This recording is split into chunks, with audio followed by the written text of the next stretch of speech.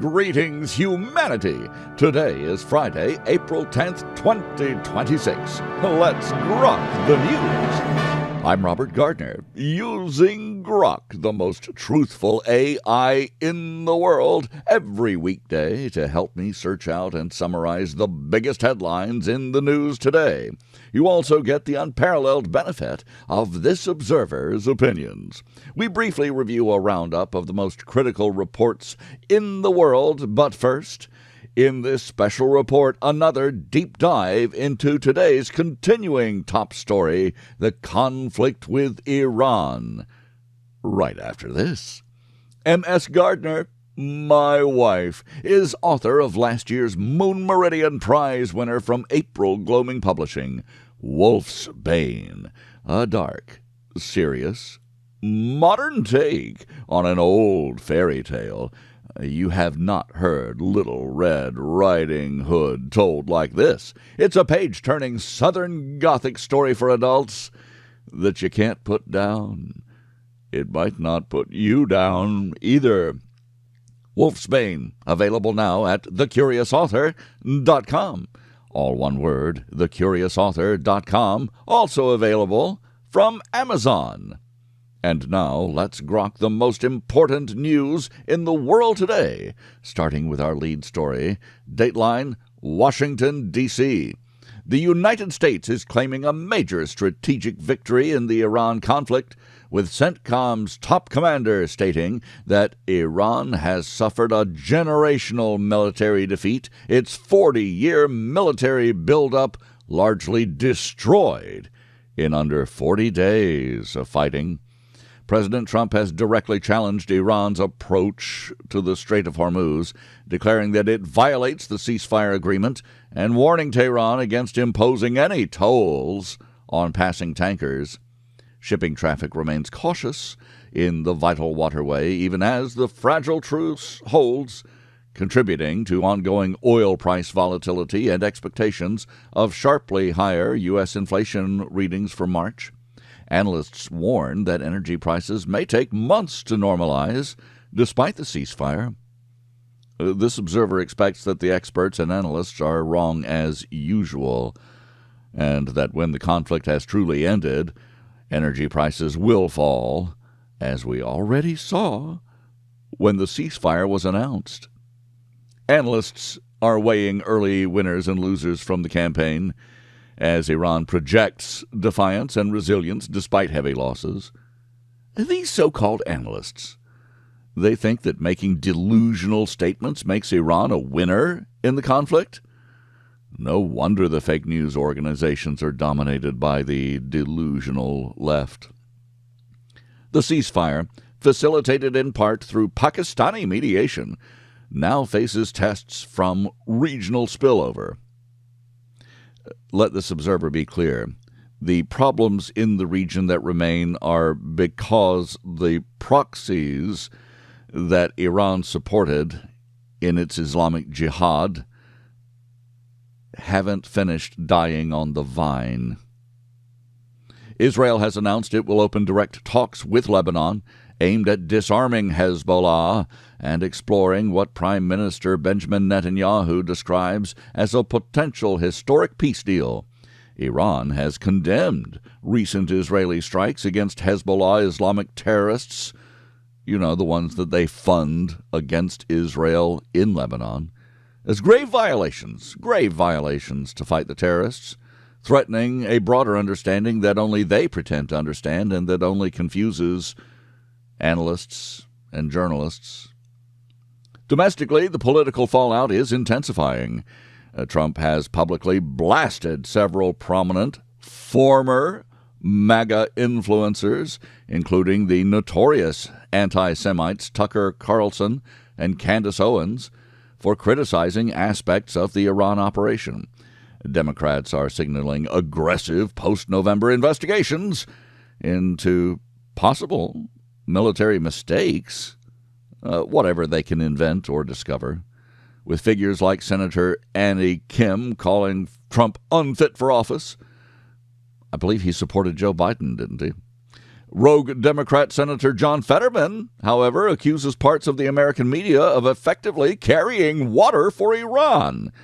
This observer thinks Fetterman is the most honest Democrat in Washington.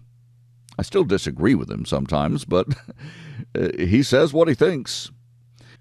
Divisions have also emerged within Republican ranks, highlighted by scrutiny of a Georgia GOP candidate over his past anti-Trump statements and donations to a rival PAC. Well, rhinos are going to be rhinos. With Republicans like that, who needs Democrats after all?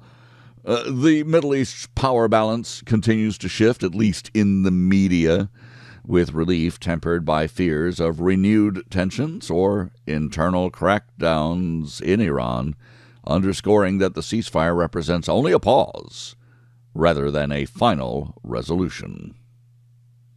Now we grok the headlines from around the world. Dateline: Houston, Texas. NASA's Artemis II astronauts are girding for a fiery, high-speed reentry and splashdown off Southern California after shattering deep space records on their moon mission, releasing striking new images of Earth and the lunar surface while preparing for the health impacts of their extended 10-day journey without gravity weighing them down. Well, that sounds better than a diet pill. Dateline Kiev: Russia and Ukraine have agreed to a 32-hour ceasefire for Orthodox Easter, offering a temporary humanitarian pause in the grinding war, as announced by President Vladimir Putin and accepted by Ukrainian leadership. Maybe that's good news and a sign of something to come. Dateline: Beijing. Taiwan's main opposition party leader traveled to Beijing for direct talks with Chinese President Xi Jinping, marking a notable high-level cross-strait engagement amid broader geopolitical realignments in the region. Dateline: New Delhi. The Indian government has proposed fresh regulations to tighten control over news and political posts on social media platforms, raising concerns about oversight and free expression in the world's largest democracy. Well, we don't want to see them go the way of the UK. You've got more freedom in Putin's Russia. Dateline: Brussels. The European Union's new entry-exit system requiring fingerprints and facial photos from most non-EU visitors has officially come into force at borders across the bloc of nations as part of enhanced travel security measures. Maybe they're finally waking up a little bit over there. Dateline: New York. Hip-hop pioneer and influential early figure Afrika Bambaataa has died at the age of 68, prompting tributes to his foundational role in shaping the genre's culture and sound. Dateline: Porto Novo, Benin. A spreading Islamist insurgency, not good news, has become the dominant issue in Benin's presidential campaign, forcing candidates to address security threats and regional stability concerns in West Africa. Dateline: Naypyidaw, Myanmar. Myanmar's military coup leader Min Aung Hlaing has been formally sworn in as president, as the junta seeks to normalize relations within Southeast Asia while facing continued international isolation and internal challenges. Dateline: Jakarta. Indonesia is accelerating the repatriation of citizens from the Middle East amid the fragile Iran ceasefire, while calling for a thorough international investigation into the deaths of peacekeepers stationed in Lebanon. Dateline: Philadelphia.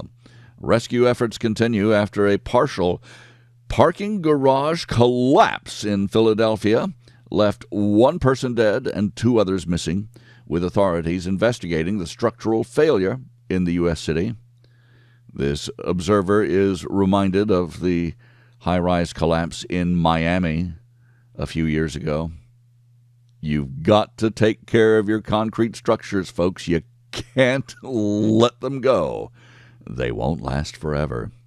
It's not like Roman concrete, after all, which pretty much does. Dateline Djibouti City, Djibouti. Long-serving President Ismail Omar Guelleh is seeking a sixth term as voters in the strategic East African nation of Djibouti head to the polls. In case you don't know, the U.S. maintains a relatively large Navy base there, like a giant aircraft carrier on land. And the sailors don't like it there. They are not beloved by the people of Djibouti. Dateline Washington, D.C. Melania Trump released a surprise video statement yesterday denying any ties to Jeffrey Epstein and declaring she is not a victim herself, and she was urging Congress to hold hearings for the survivors.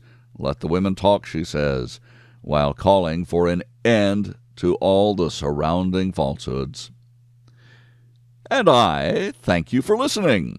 Please join me Monday to once again grok the news. I'm Robert Gardner.